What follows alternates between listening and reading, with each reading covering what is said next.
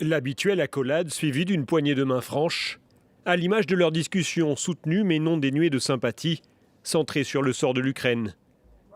Emmanuel Macron et Donald Trump se sont entretenus à la Maison-Blanche avant de répondre aux questions des journalistes dans le bureau ovale. Donald Trump réaffirme vouloir mettre fin à la guerre en Ukraine. Je pense que la guerre pourrait se terminer bientôt. D'ici quelques semaines.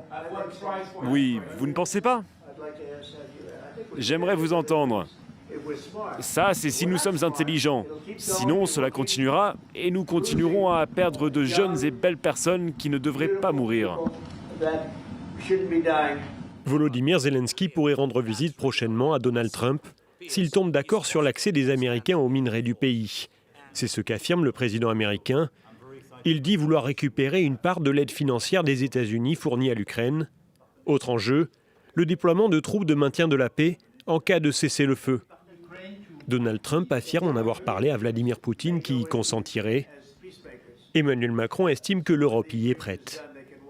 Nous avons notre rôle à jouer. Nous, ce que nous avons préparé en particulier avec nos partenaires britanniques, c'est l'idée de dire on est prêt à apporter ces garanties de sécurité. Ça peut aller jusqu'à l'envoi, comme l'a dit le président, de troupes qui iront observer que la paix est bien respectée.